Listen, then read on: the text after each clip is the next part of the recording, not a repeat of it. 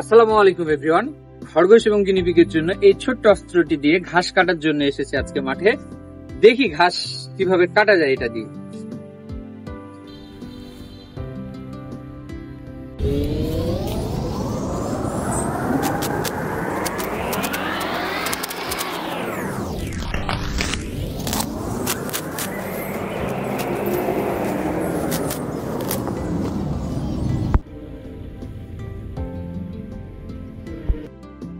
আমি আজকে গিনিপিগ এবং খরগোশের জন্য ঘাস কাটলাম। ঘাস কাটা শেষ মুহূর্তে ঘাস দেখাই।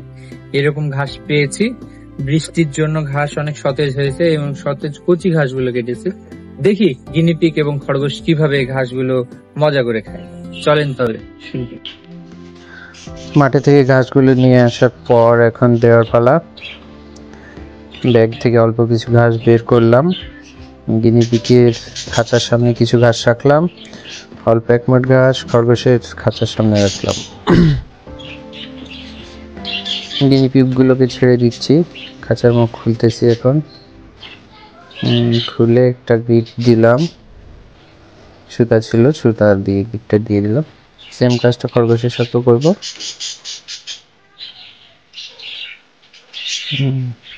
কিউট, এটা ফিমেল খরগোশ বেরিয়ে গেল আগে।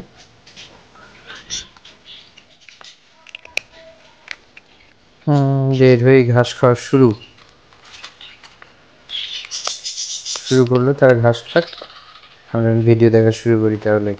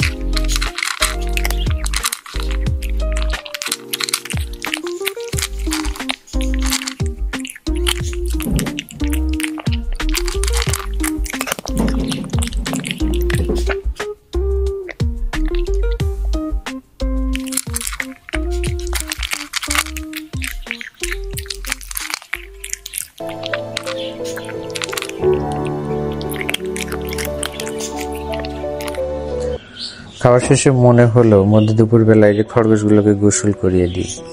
এই চিন্তা থেকে ফিমেল খরগোশটাকে হাতে নিলাম খাঁচা থেকে বের করে গোসলের উদ্দেশ্যে নিয়ে যাচ্ছি। খুব ছটফট করে হাতে। সাদা পানিতে আগে প্রথমে ভিজিয়ে রাখলাম, যে শরীরের পশমগুলো বা লোমগুলো ভিজুক। এই ক্ষেত্রে ভিডিওতে সহায়তা করছে আম্মু। খুব ছটফট করছে, পানিতে থাকবে না। লাফালাফি এই ব্যাপার। খুব কিছুক্ষণ পর একটু শান্ত হলো, তখন গায়ে পানি দিলাম বালতি থেকে পানি নিয়ে। যেদিন নিচের পাটা কত লাফাচ্ছে বলে বোঝানোর মতো না, 2 হাত দিয়ে শক্ত করে ধরে রাখা যাচ্ছে না। অতপর শ্যাম্পু করেছিলাম একটা গামলায় পানিতে, সেই শ্যাম্পু পানিতে দিলাম। ভিজানো পশমগুলোতে একটু নাড়াচাড়া করছি যাতে করে গোটা দেহে যে ময়লাগুলো আছে ওগুলো বেরিয়ে যায়। তো চলেন গোসলের দৃশ্যটা উপভোগ করি। খরগোশের পর এবার কয়েকটা গিনিপিগ গোসল করাবো এই চিন্তা থেকে গিনিপিগ নিয়ে আসলাম, পানিতে দিলাম। আবার সাদা পানিতে কিছুক্ষণের জন্য লোমটোমগুলো ভিজিয়ে নিচ্ছি। চিন্তার জোড়া লোমগুলো ভিজানোর পর শ্যাম্পু পানি দিল, কিন্তু খুব ছটফট করছে। যেহেতু 3টা নিয়ে আসা একসাথে ভুল সিদ্ধান্ত ছিল, একটা একটা করে নিয়ে আসলে ভালো করতাম। ওদেরকে নিয়ে বেশ বিপাকেই পড়লাম। তারপর চিন্তা করছি একটা খাঁচা নিয়ে এসে এদেরকে একটা একটা করে দিয়ে রাখবো খাঁচার ভিতর। তারপর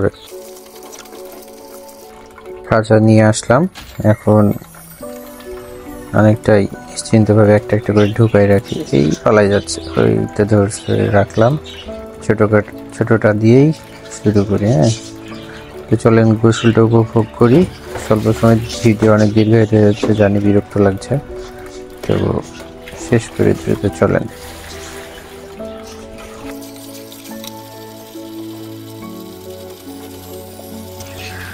শ্যাম্পু ট্যাম্পু করে গোসল শেষে চিন্তা করলাম যে তাহলে এবার একটু বালতিতে ফ্রেশ পানি থেকে ধোয়াচ্ছে, একটা ভিডিও নিয়ে সুন্দর ক্লিপ।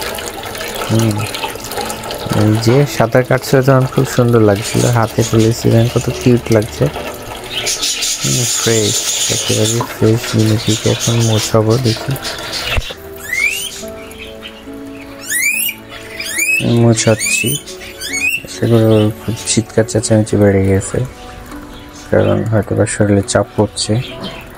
আমিও বেশ কড়াভাবেই যেমন তেমন করে ঘুষা শুরু করেছি। তাই ফ্রেশ হয়ে মানে দেখতে খুব কিউট লাগছে। লোমগুলো পানিতে জড় হয়েছে, যেমন আমাদের মাথার চুল মোছার পরে যেমনটা হয়, চুলগুলো এক জায়গায় একটু একটু গোটা গোটা থাকে, এরকম।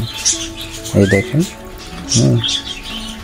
বেশ কিউট লাগছে। আমার হাতে আছে, শরীরটা বেশ গোটা গোটা হয়ে আছে পানিতে,